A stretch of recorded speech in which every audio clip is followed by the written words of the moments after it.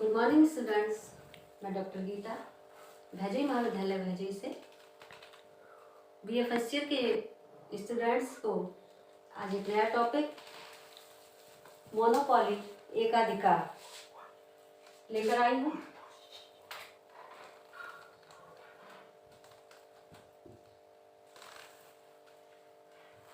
Monopoly यानी एकाधिकार लेकर आई हूँ। मोनोपोली क्या है? सबसे पहले हमें जानना होगा कि एकाधिकार है क्या। तो ये जो मोनोपोली है वो दो शब्दों से मिलकर बना है। दो शब्दों से मिलकर बना है, mono plus poly. Mono plus poly, इसका मोनो का मतलब होता है सिंगल, अकेला, और पॉली का मतलब होता है विक्रेता। मोनो का मतलब अकेला और पॉली का मतलब विक्रेता, यानी एक अकेला विक्रेता। यानी किसी वस्तु का मार्केट में यानी बाजार में जब एक अकेला विक्रेता होता है, एक अकेला उत्पादक होता है, तो उसे हम बोलते हैं एकाधिकारी प्रतियोगिता। क्योंकि मैंने पहले ही बताया था कि एकाधिकारी प्रतियोगिता और पूर्ण प्रतियोगिता दोनों एक काल्पनिक स्थितियां हैं।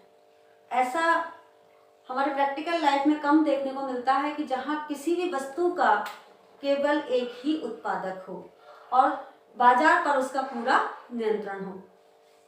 तो चूंकि यहाँ हमारी इन प्रतियोगिता में हमें पढ़ना है, ये हमारा टॉपिक है, इसलिए हमें इसका पढ़ना है और ये जानना है कि एकाधिकारी प्रतियोगिता क्या है।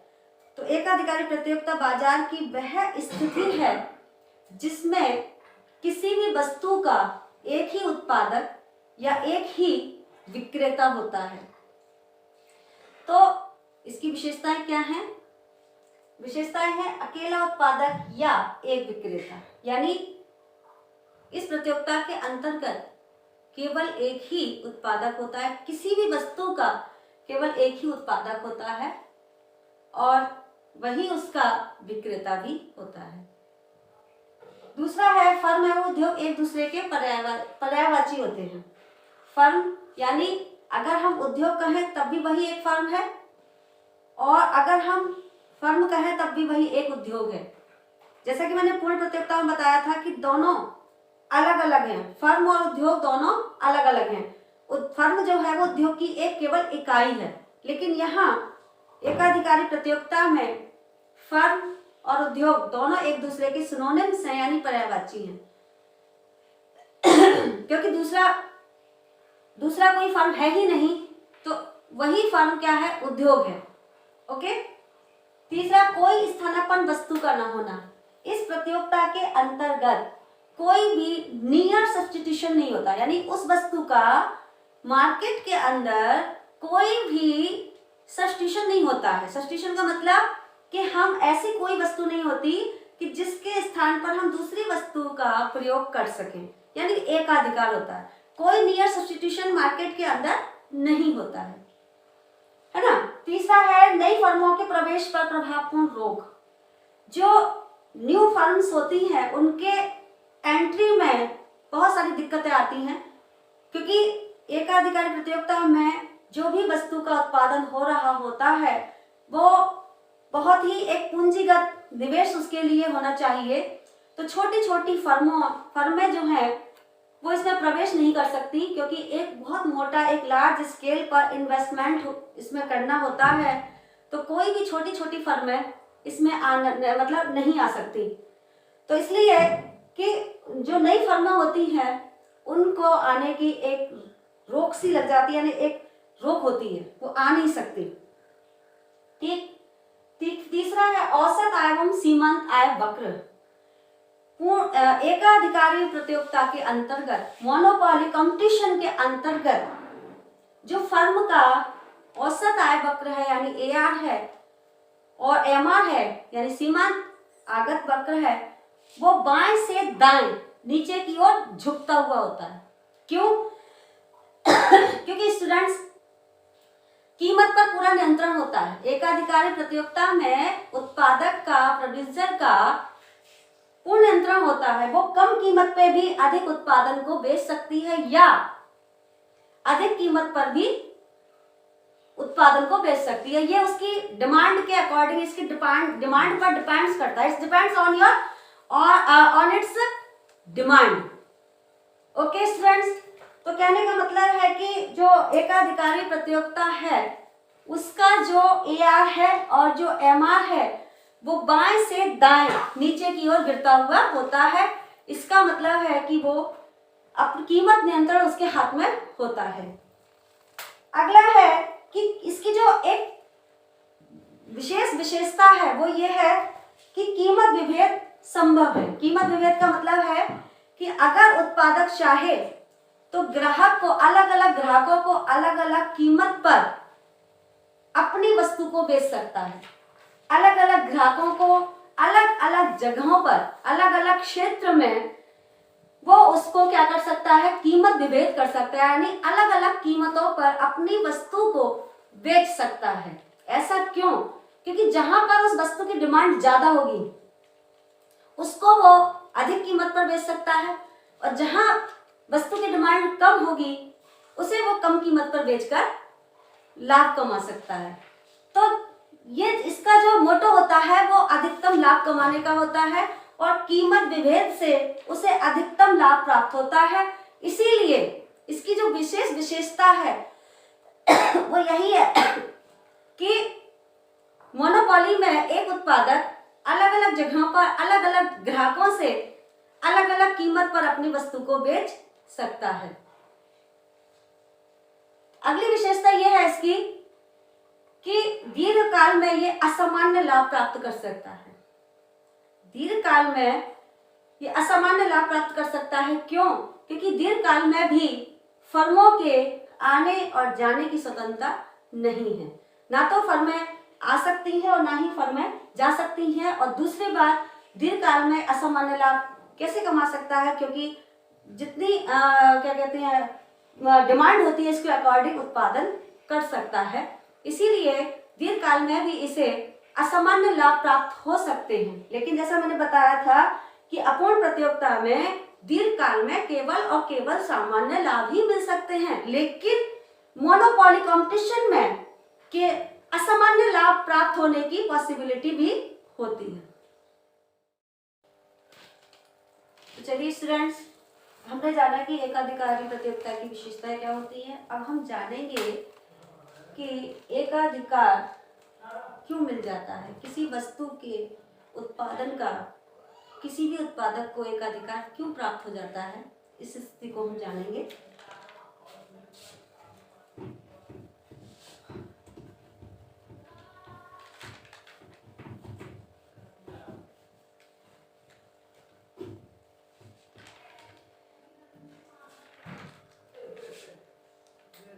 सबसे पहला, एकाधिकार प्राप्त करने का कारण।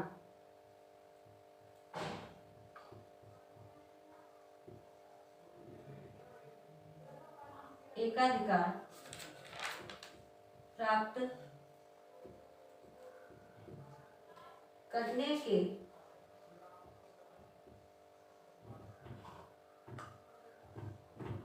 कारण। एकाधिकार प्राप्त करने के कौन कौन से ऐसे कारण हैं जिनकी वजह से उत्पादक को एकाधिकार से प्राप्त हो जाता है, मार्केट में वह अकेला ही उत्पादक रह जाता है। ऐसे कौन कौन से कारण हैं? कच्चे माल का केंद्रीकरण।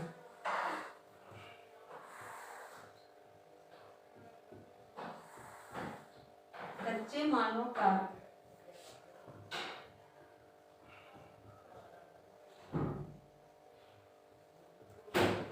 केंद्रीकरण।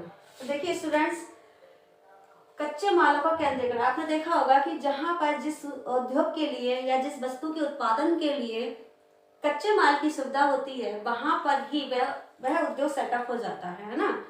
तो जैसे कि हम देखें कि पश्चिम बंगाल में जूट उद्योग है ना, तो वहां पर इस ज्यादा एकाधिकार सा हो गया। जहां पर कच्चे माल की सुविधा ज्यादा होती है तो उस पूरे कच्चे माल पर नियंत्रण उस क्षेत्र का या उस एक कंपनी का या एक उत्पादक का एकाधिकार यानी मोनोपोली हो जाती है।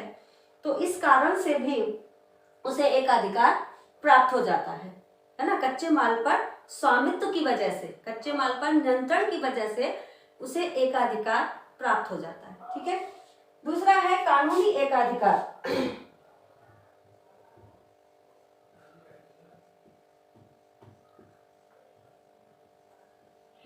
कानूनी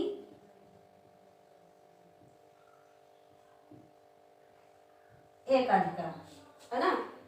तो जैसे मान लीजिए कि कभी कभी सरकार भी किसी कंपनी को या किसी उत्पादक को एकाधिकार प्राप्त करा देती है। जैसे मान लो कि क्या बिजली या पानी की व्यवस्था के लिए शहर में या गांव में कहीं सॉरी स्टूडेंट्स, कहीं शहर में बिजली की व्यवस्था के लिए सरकार ने एक कंपनी को एकाधिकार दे दिया है कि वहां की व्यवस्था वह कंपनी करेगी, यानी वहां का जो व्यवस्था है वो उस कंपनी देखेगी। तो इस तरह से सरकार के द्वारा दिया जाने वाला भी कानूनी अधिकार से उसे एकाधिकार की प्राप्ति हो जाती है। कानूनी अधिकार के द्वारा भी मोनोपोली प्राप्त हो जाती है। तीसरा है अत्यधिक पूंजी निवेश। अत्यधिक पूंजी निवेश, है ना। अत्यधिक पूंजी निवेश का मतलब है कि ये जो एक वस्तु का जो उत्पादक होता है वो बहुत बड़ी मात्रा में निवेश करता है और छोटी छोटी फर्में उसका कंपटीशन नहीं कर पाती। यानी छोटे छोटे जो उत्पादक होते हैं वो इस क्षेत्र में उससे कंपटीशन नहीं कर पाते और इस वजह से भी अत्यधिक पूंजी, एक मोटी पूंजी, एक लार्ज स्केल में इन्वेस्टमेंट करके उसको एकाधिकार प्राप्त हो जाता है। क्योंकि छोटी छोटी कंपनियां, छोटी छोटी फर्में इतनी बड़ी मात्रा में उससे कंपटीशन नहीं कर सकती। तो इस कारण भी, अत्यधिक पूंजी निवेश के कारण भी उसको एकाधिकार प्राप्त हो जाता है ना। अगला है व्यापारिक नाम।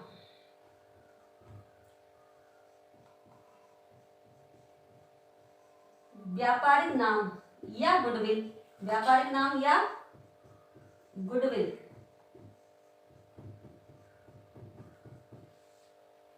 व्यापारिक नाम या गुडविल के कारण भी एकाधिकार की प्राप्ति होती है। यानी आपने देखा होगा कि कभी कभी एकाधिकार, जैसे आपने देखा है कि मैकडोनल्ड्स के जो आपका पिज्जा है, बर्गर है ना, इसका कंपटीशन कोई नहीं कर सकता। ये केवल गुडविल के कारण ही सेल होते हैं, है ना।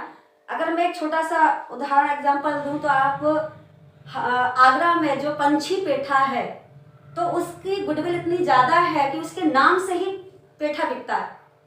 तो इस तरह से इनकी गुडविल बहुत अच्छी होती है मार्केट के अंदर और इसी कारण इनको एकाधिकार की प्राप्ति भी हो जाती है।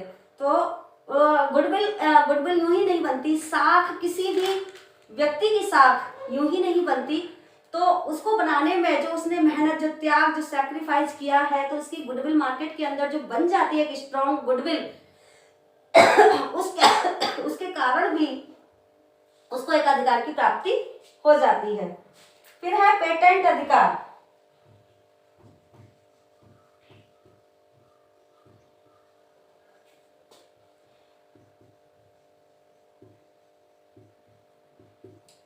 पेटेंट अधिकार, जब किसी वस्तु के उत्पादन में किसी भी उत्पादक को क्या मिल जाता है, एक पेटेंट यानी एक ट्रेडमार्क मिल जाता है, एक विशेष, एक कानूनी विशेष अधिकार मिल जाता है, तो उससे भी क्या होती है कि एकाधिकार यानी मोनोपोली की स्थिति बन जाती है ना। बहुत से ऐसे हमारे ट्रेडमार्क बहुत से मिले हुए हैं जिसकी वजह से कंपनियों को एकाधिकार मिला हुआ है और उसकी प्रतियोगिता कोई भी नहीं कर सकता।